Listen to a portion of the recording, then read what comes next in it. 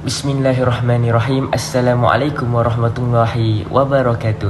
Baiklah, hari ini saya ingin berkongsi tentang pandangan ulama kontemporari mengenai hukum melakukan taranum Al-Quran. Sebelum itu, kita perlu faham bahawa taranum ialah seni dalam melagukan bacaan Al-Quran dengan suara yang indah mengikut kaedah tertentu. Tujuannya bukan sekadar untuk sedap didengar, tetapi untuk menambahkan penghayatan terhadap ayat-ayat suci Al-Quran. Secara umumnya, ulama kontemporari terbahagi kepada dua pandangan utama. Baiklah, pandangan yang pertama ialah ulama yang mengharuskan dan menggalakkan taranum. Mereka berpendapat bahawa melagukan bacaan Al-Quran dengan suara yang baik adalah sesuatu yang dianjurkan dalam Islam. Antara hujah mereka ialah hadis Nabi Muhammad SAW yang bermaksud, hiasilah Al-Quran dengan suara-suara kamu.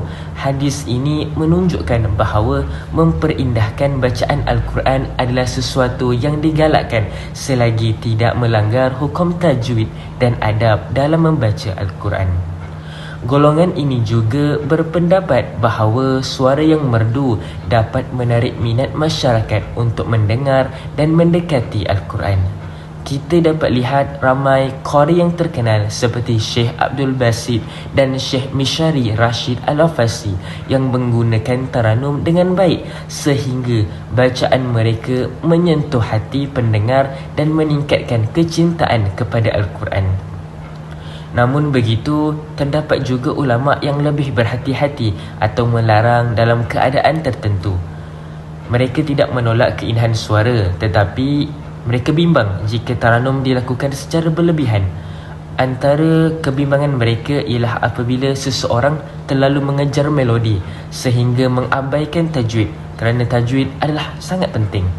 Memanjangkan bacaan yang tidak sepatutnya atau mengubah sebutan huruf semata-mata untuk menjaga lagu.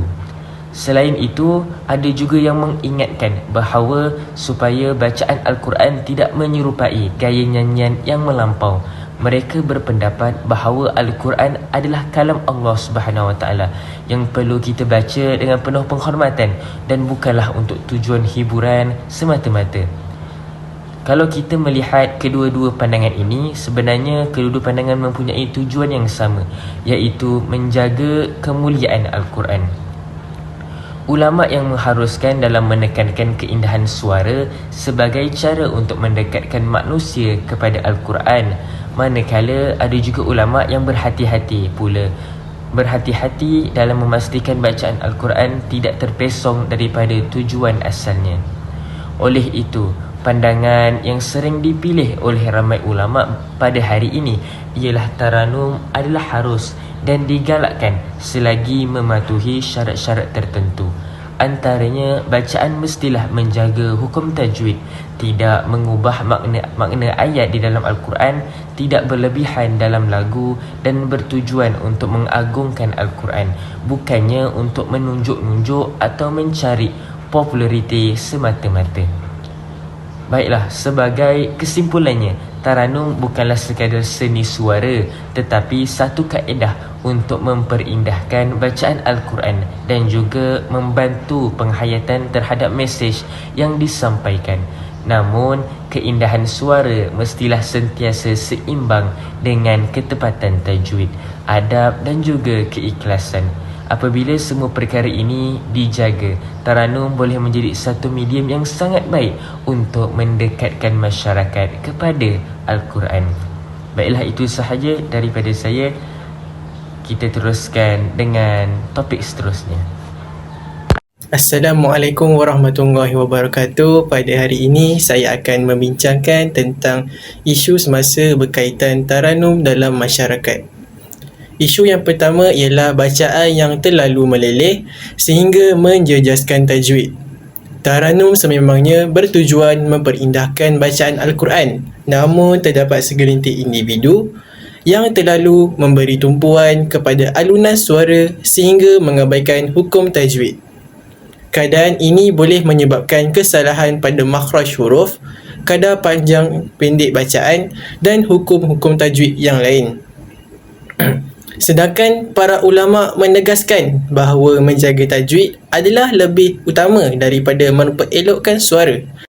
Oleh itu, taranum hendaklah digunakan sebagai pelengkap kepada bacaan yang betul, bukannya sehingga merosakkan bacaan Al-Quran. Isu yang kedua ialah meniru gaya penyanyi ketika membaca Al-Quran. Pada masa kini, terdapat bacaan yang dipengaruhi oleh rentak dan melodi lagu-lagu hiburan. Perkara ini menimbulkan kebimbangan kerana boleh menghilangkan adab serta kesucian Al-Quran. Walaupun Islam menggalakkan bacaan Al-Quran dengan suara yang merdu, kemerduan tersebut mestilah tidak menyerupai nyanyian yang melampau. Bacaan Al-Quran perlu dibezakan daripada hiburan kerana Al-Quran merupakan kalam Allah yang wajib dimuliakan.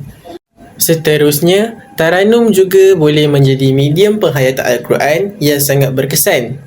Bacaan yang merdu dan sesuai mampu menyentuh hati pendengar serta membantu mereka menghayati mesej yang terkandung dalam ayat-ayat Al-Quran.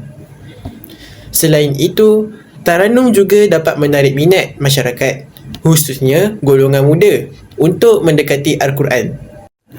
Oleh sebab itu, taranum yang diamalkan mengikut syariat boleh menjadi salah satu cara untuk meningkatkan kecintaan umat Islam terhadap Al-Quran. Akhir sekali, perkembangan media sosial telah menjadikan tilawah Al-Quran lebih mudah disebarkan kepada masyarakat. Ramai qari dan qari'ah berkongsi bacaan mereka melalui pelbagai platform digital. Namun begitu, terdapat juga cabaran apabila sesetengah pihak lebih mementingkan jumlah tontonan, tanda suka dan populariti berbanding keikhlasan dalam membaca Al-Quran.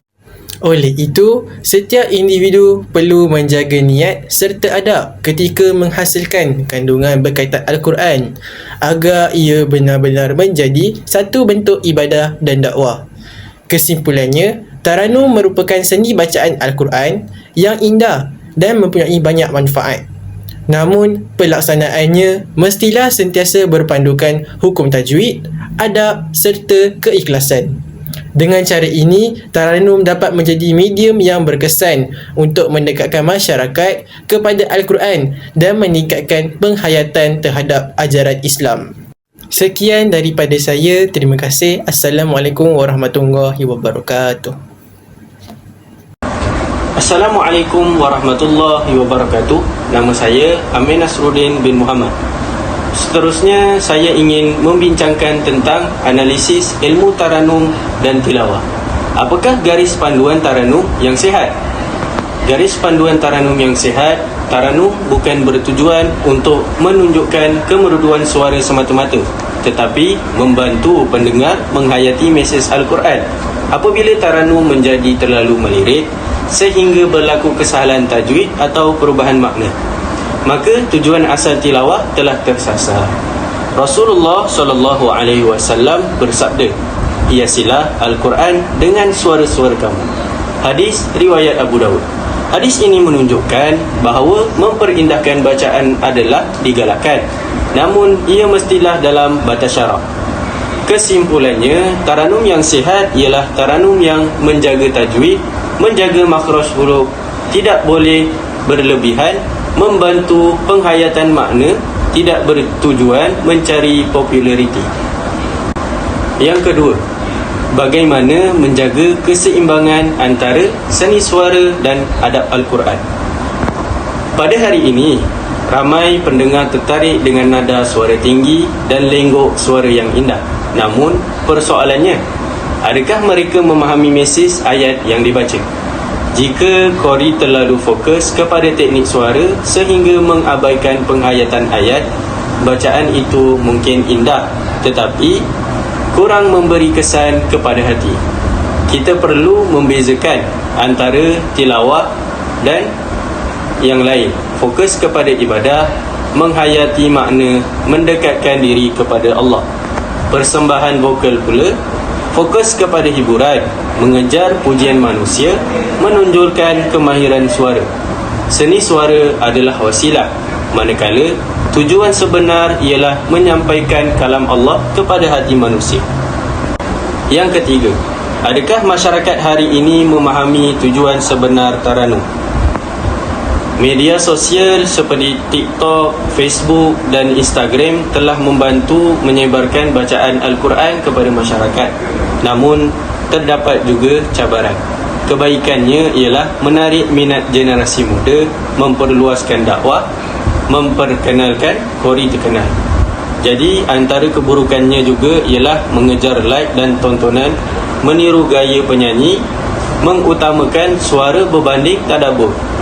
Jadi, pandangan kumpulan kami berpandangan bahawa masyarakat hari ini semakin menghargai keindahan Taranum, namun masih memerlukan pendidikan yang lebih mendalam mengenai tujuan sebenar Taranum. Taranum sekadar seni suara, tetapi medium untuk menyampaikan mesej Al-Quran dengan lebih berkesan. Kejayaan sebenar Al-Quran diukur melalui kemerduan suara atau jumlah tontonan. Tetapi sejauh mana bacaan tersebut mampu menyentuh hati dan membawa manusia mendekati Allah Subhanahu Wa Taala. Kesimpulannya, Taranum merupakan satu keindahan yang diiktiraf oleh Islam, namun keindahan tersebut mestilah dipandu oleh tajwid, adab. Keikhlasan Taranum bertujuan menghiburkan manusia, tetapi membantu manusia menghayati kalam Allah. Oleh itu, keseimbangan antara seni suara, penghormatan terhadap Al-Quran perlu sentiasa dipelihara agar tujuan sebenar tilawah tidak hilang ditelan arus media sosial dan budaya popular. Sekian, terima kasih. Assalamualaikum warahmatullahi wabarakatuh. Pada hari ini saya ingin membentangkan menghuraikan contoh bacaan Al-Quran yang sesuai dan yang tidak sesuai berdasarkan rakaman atau video yang analisis saya bagi. Bagi contoh pertama, saya memilih bacaan oleh Qori Muktabar. Bacaan beliau menepati hukum tajwid, sebutan huruf jelas mengikut makhraj yang betul, dan penggunaan taranum atau irama bacaan dilakukan secara sederhana. Bacaan seperti ini membantu pendengar memahami dan menghayati ayat-ayat Al-Quran dan lebih baik. Oleh itu, bacaan ini dianggap sesuai kerana mengekalkan ketetapan bacaan serta menghormati kesucian Al-Quran. Okey, baik. Bagi contoh yang kedua, terdapat bacaan yang dianggap melampau. Dalam bacaan ini, taranum digunakan secara berlebihan sehingga ada sebutan yang dipanjangkan melebihi kadar yang sepatutnya atau kurang jelas dari segi makhraj huruf. Keadaan ini boleh menjejaskan ketetapan bacaan dan menyebabkan pendengar lebih tertumpu kepada alunan suara berbanding mesej yang terkandung dalam ayat Al-Quran. Daripada analisis yang dibuat dapat disimpulkan bahawa penggunaan taranum dalam bacaan Al-Quran adalah dibenarkan dan digalakkan untuk mempermindahkan bacaan. Namun, taranum hendaklah digunakan secara terkawal serta tidak menjelaskan hukum tajwid, makhraj huruf dan makna ayat yang dibaca. Kesimpulannya, bacaan Al-Quran yang terbaik ialah bacaan yang mengutamakan ketetapan tajwid, kejelasan sebutan dan penghayatan makna di samping menggunakan taranum yang indah secara bersahadat. Sekian, terima kasih. Assalamualaikum warahmatullahi wabarakatuh.